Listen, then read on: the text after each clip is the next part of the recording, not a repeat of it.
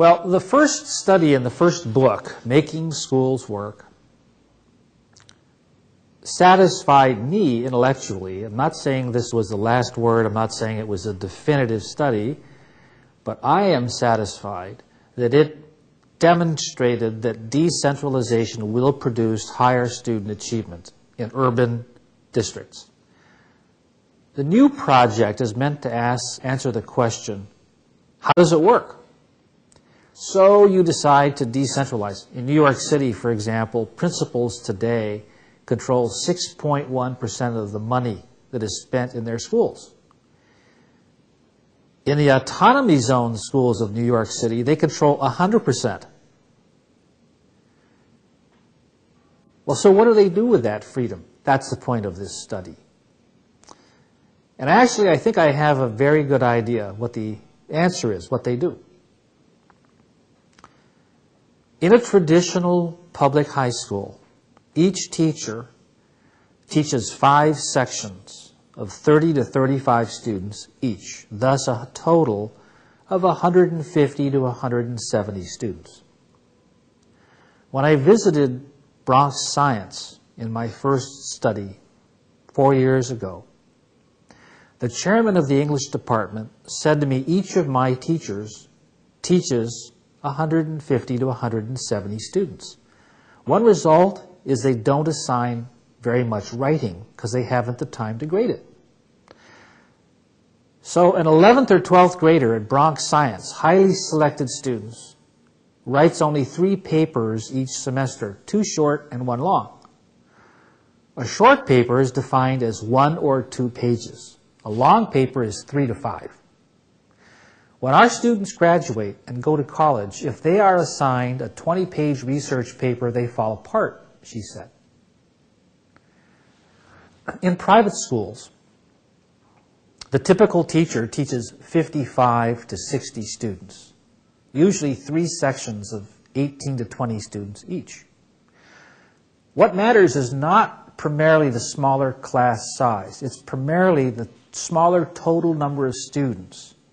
Now the teacher encourages each student to come and see them. Now, you have a distribution of students in each classroom. The top tail, the students are doing very well. You just get out of their way. The middle, you encourage to try a little harder.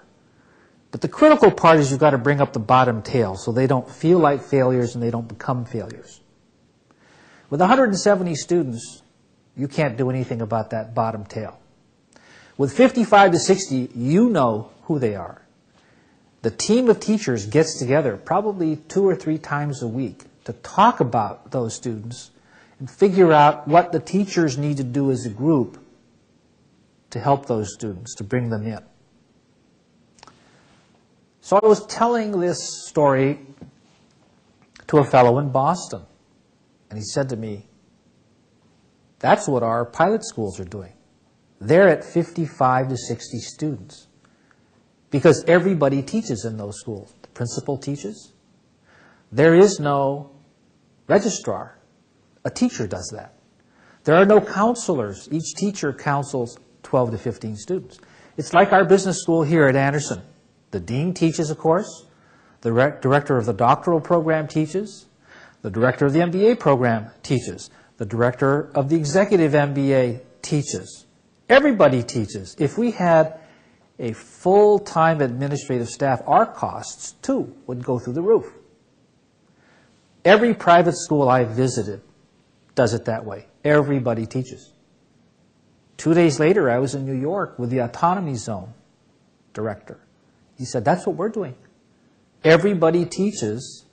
They have the flexibility to rearrange their schedules and their staffing patterns to make that happen so that they can get to 55 to 60, so that they can spend more time with the students in office hours, so that they can bring up the students who are having problems, get them into the flow. And then I'm in Chicago talking to their chief administrative officer, a former investment banker who's come in to be number 2 in the district. He says, my gosh, what you've described is exactly what happens at our number 1 public school where I've been spending a lot of my time. And now I see why that's so important. These are not soft things we're talking about here. This is not squishy stuff. This is real. 55 to 60 students per teacher versus 150 to 170. No wonder these decentralized systems are turning out so much higher student performance. Now, I have to tell you, these are anecdotal results told to me in the last few weeks as I've been going around the country by a few people. Now I'm about to roll out the scientific apparatus, go into the field, get all the haze out, blow away all the smoke and mirrors, find out, is that really true? And what else is going on along with it? And in another year and a half, I'll know the answer.